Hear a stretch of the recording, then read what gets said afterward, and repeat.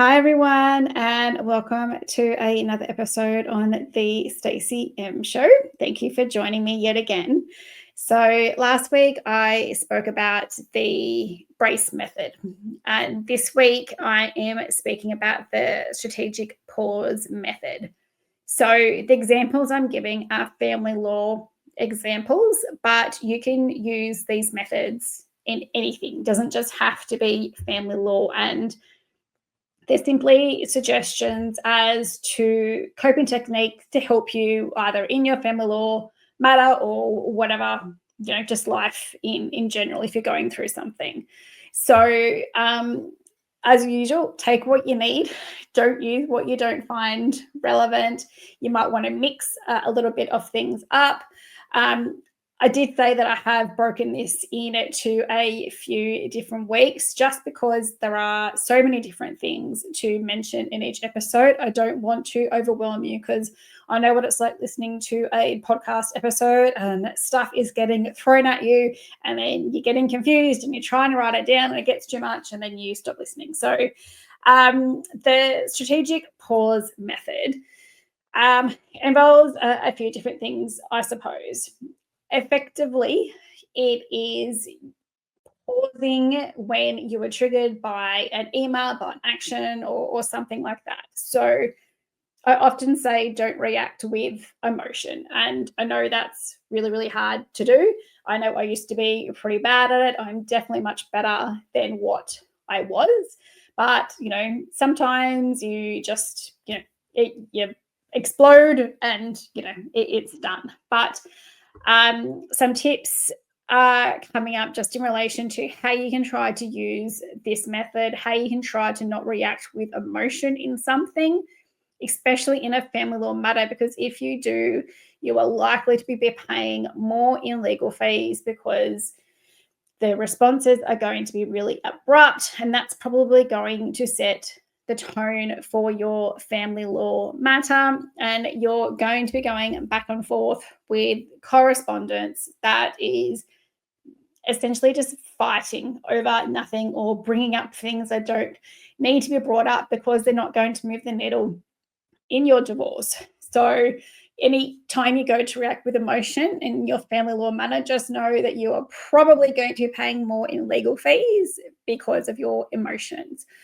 And, there are stress considerations to be taken into account as well. If you are always responding on edge, if you're really, really peaking, your stress levels are going to be through the roof, and that's going to start having a toll on your insides. It's going to start to affect you mentally, how you show up as a parent, as a friend, as a boss, as a co-worker, whatever that might be. So think about those considerations as well. So the first thing I want to talk about is a 3x3x3 technique. And I guess the scenario that I have been using, as I said, is a family law matter. So for that purpose, I'll be speaking about a family law matter, but, tweak it to how you need. But, you might be in court or you might be in a mediation and your ex's, the lawyer, makes an unexpected claim that I don't know, there was domestic violence when there wasn't domestic violence. You've taken funds out of the bank account. You were abusive. You were a bad parent, whatever it may be, something that is not true. And straight away, your response is probably to stand up, smash your hands on the table and let rip. I definitely would have done that in the past. I don't think I would be as bad to do that anymore, but it's definitely understandable when you have all that stress built up. So, if this might be, so take it in a work consideration. So say you are in a team meeting and somebody says that you're not pulling your weight, your work's gone downhill, it's crap, you're late all the time, you leave early, and, this is all a surprise, and, you don't agree with some of it. So if that's, if you don't have that family law matter, consider that maybe in a work response. And again, if you were to respond to that really aggressively, again, smash your hands on the table, call your boss, whatever you want under the sun, that's probably not going to work too well for you, and it could end up in a loss of a job, which you probably can't afford to do. So some tips to try and help you with your response. So the 3x3 technique, there are a couple of things in this. So effectively, the first one is just some breath work. So again, I'm not the biggest person on breath work because I don't really do it myself. There's a few things that I might do every now and then, but there are so many different breathwork techniques out there. If you Googled some, you better find some. Wim Hof is really big. He's probably the biggest one I know in relation to breath work. So it's either going to work for you or it's not, but it will definitely kind of reset your system to calm you down a little bit than what you were. So you inhale for 4, you hold for 4, and then you exhale for 6. And you do that at least 3 times. So what that's going to do is just start to regulate your emotions. I'm not saying you're going to be completely cured of your angriness or anything like that. It's just going to give you that pause before you respond. You know, if you're in that meeting, if you're in whatever it might be, you know, it might not be practical to use this, but you may be able to just simply have a deep breath. Like maybe that might be what you need to bring you back down a little bit before you respond to whatever it is that you're responding to. So I know the example that I have here is probably one that I used to get triggered by a little bit. So you open up your emails just before bed, and you see a message either from your ex or somebody, you know, with your ex, might be changing the children's schedule. They might be saying, I can't pick up the kids tomorrow. It might be a client sending you an email expecting, you know, getting cranky at you because you didn't check your emails over the weekend. And, you know, your response might be just to fire back. I did say the other week I did fire 2 responses back, and I did not hesitate with those ones. I know that's gone against what I am trying to tell you here. You know, I suppose there could be reasons and there could be justification as to why you perhaps fired back. I was very careful with what I fired back. And it had been a client who has been really difficult to deal with, you know, bending over backwards to try and assist them. And the email came in, and I was not afraid to lose this client as a client because the energy was just so draining. So, you know, I responded better than what I would have a few years ago, but I did not sit on that message. So, but as I said, if you word it right, you may fire one back. Just be really, really careful, though. I need to practice what I preach, but yeah, so then you're about to go to bed, you see this email and you fire one back, and then you can't sleep. So I've actually taken emails off my phone. I do, and that was what I always did. I'd check emails before I went to bed, and then I would, you know, not be able to sleep because then I've seen something and then I'm thinking about it. So I don't have emails on my phone. I have put those boundaries in place where, you know, if I'm at work, I'm at work. If I'm not, I'm not, including when I'm working at home. I used to respond to clients on weekends or whatever. And it's like, you know what? I have kids. I have a life. I have family. It's not reasonable for me to keep doing this. So instead of maybe taking emails off your phone completely or take notifications off, that's what I've also done as well. But if you're looking at that before bedtime, perhaps that 3x3 method is what you need to try to get to sleep, and, you know, perhaps sleep on it and don't, you know, respond. See how you feel in the morning, because you probably will be a little less aggressive in the morning, hopefully, than what you would have if you would have fired a response back. Part of that is taking 3 steps back, which I guess I've already discussed. So it's taking that space or the triggers away from your space. So it might be taking those emails off your phone. It might be taking notifications off your phone. It might be creating those boundaries. So you're only checking things within certain timeframes of the day. I know for me, that's pretty unrealistic because being in a legal practice and many other practices, or even the mortgage broking business, time is of the essence. Like you have to respond really, really quickly. So that might not be something that's entirely practical for you, but definitely, hopefully, not checking emails on weekends. You're finishing at 5. You're not responding to emails late at night. and whatever like that. So whatever is a trigger is for that, see whether that's something that you can reduce or eliminate.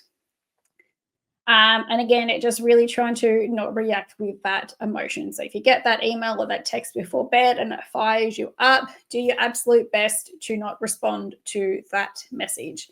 I would highly suggest that you respond to that the next day once you've slept on it. Your sleep might not be the best, but hopefully you've got some sleep in. Or if it's something in the morning or during the day, you might just want to take your time to respond to that.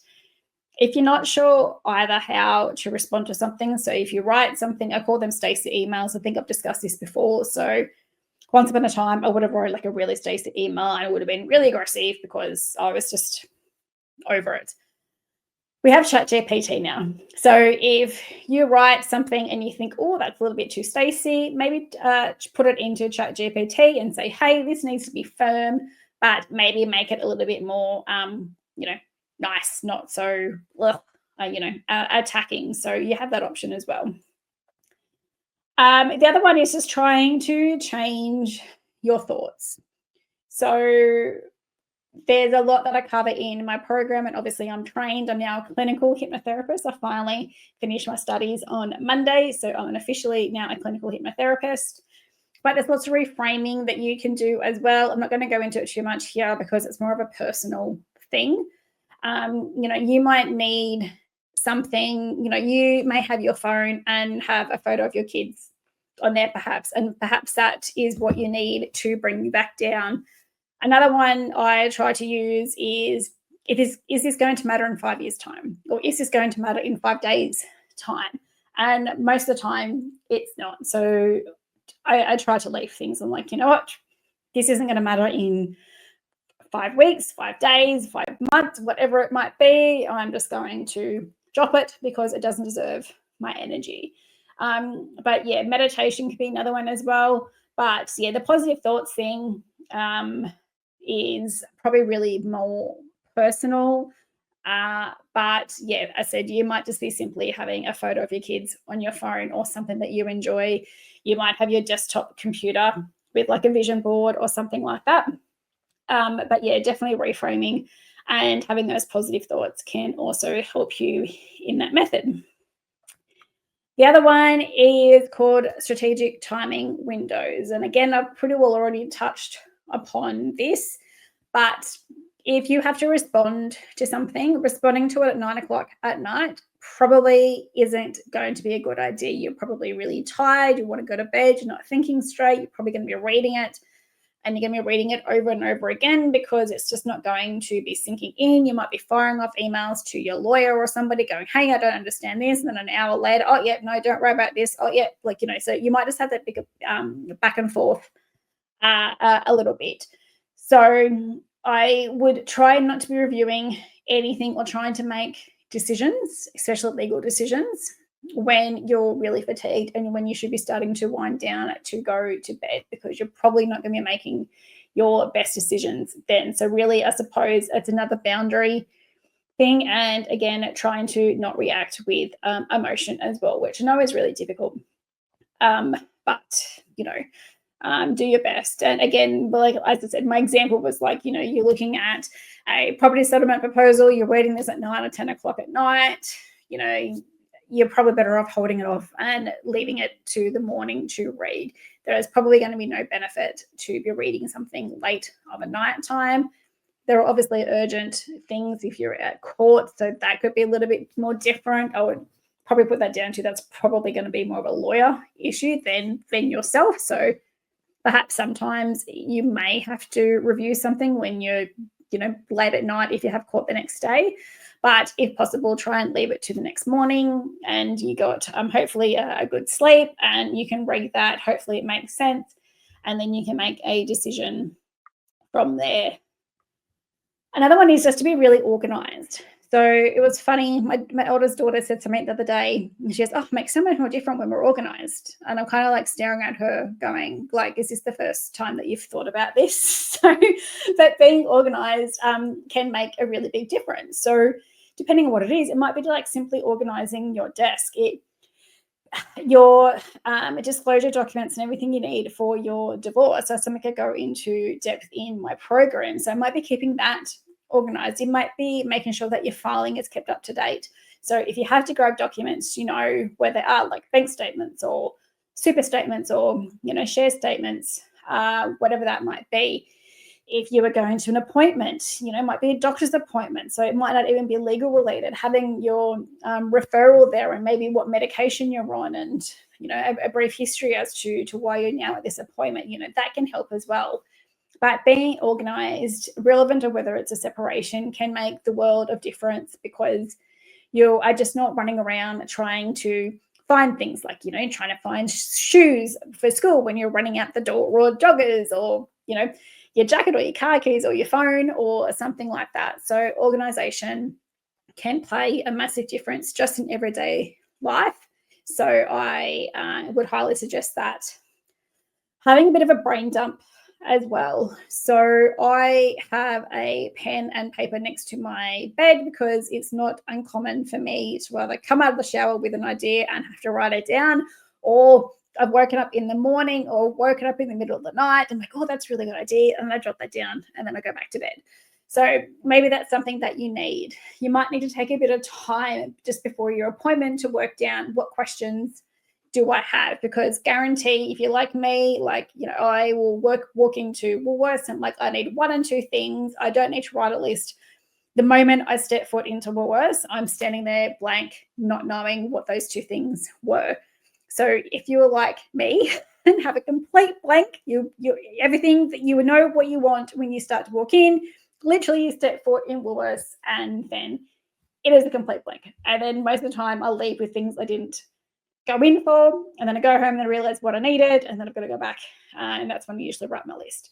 But having a brain dump of your questions can make it can be really good, because then you're not going to your appointment and sitting there going, oh, I had all these questions and I don't know what they were now, like I can't remember.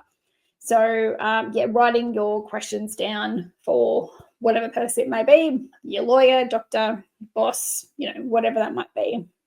So the preparation and organization can make a really big difference as well.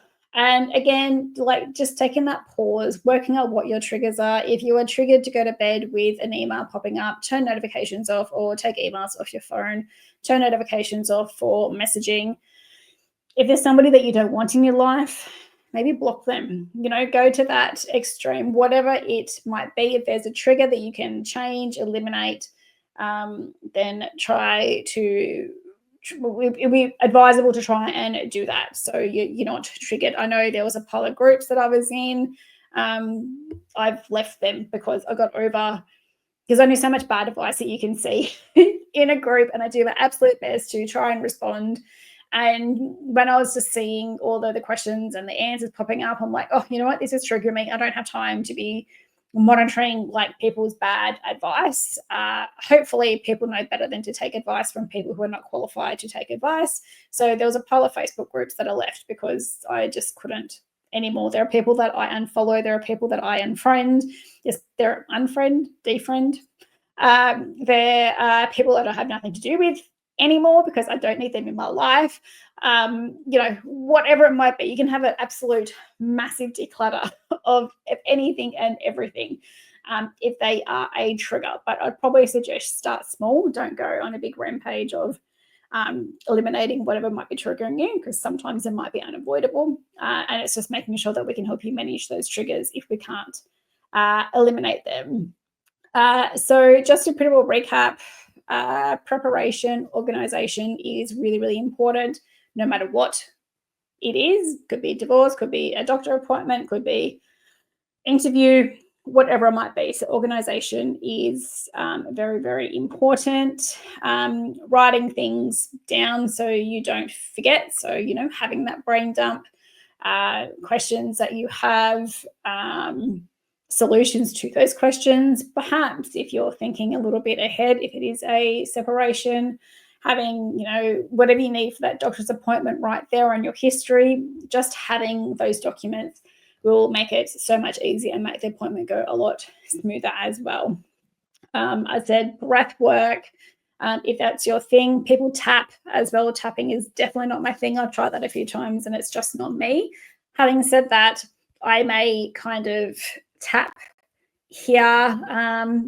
There are, I'll see if I can do an episode on it. It was something I learned recently, but you're not necessarily tapping and saying new things, but it's tapping different areas of your body to have a similar effect as to breath work, I suppose. So, and it's kind of breaking the connection that you have. So, I may have like, it's like some seed or something that I've had forever. So, like, I might have that and like do that in my hand, or I may put, cream on. So I might do that, the technique where you have the nice scented cream, you put it on, you have a bit of a, smell to really take in that scent. As long as you like that scent, don't get a yucky smelling cream, and giving yourself a hand massage. Like things like that can break up your reaction to something as well. And what else? And that was probably all I really had to that. So again, it's just a different take on how you can choose to react to things. But know that if you do react with that emotion, if you react really, really aggressively, you are setting, especially at the start of your separation or your divorce, you are setting that matter up to probably continue running like that for the rest of the matter.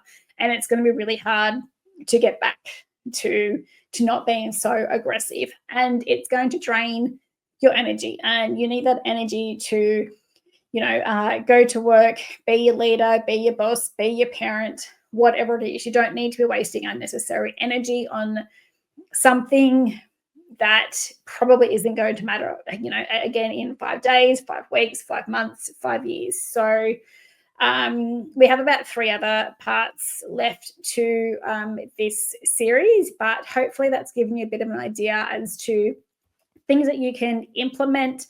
I said, take what you need. Don't take it if it's not what you want. Go back to the Breeze method that we did last week. But it's just trying to provide you with ideas that you can use in everyday life, in your divorce, whatever it might be, to just kind of stop you reacting with so much emotion, start to bring you're down. You don't want your blood pressure and everything elevating over somebody that's probably not quite worth, doing harm to yourself, both externally and internally. And you don't want to be that cranky parent or that cranky co-worker if you're constantly just on edge, because that's a way that you're choosing to react to things. And again, I know it's really difficult. It is something you either want to learn to implement or you don't. I said, I'm not perfect. I'm definitely much better than what I was. I don't know whether being a parent has made me better or worse. I think I probably got worse at the start, especially just because I had gone out on my own and running my own business and everything. But the past few years, I have definitely taken a different perspective, obviously, with the additional training that I've done. I was like, you know what? This person is not worth my energy. Delete, unfriend, block, whatever it is, taking that trigger away as best as I can. I don't have emails on my phone. I'm going to create those boundaries with work where I'm not going to be responding to people on weekends anymore. So I don't set that expectation as well.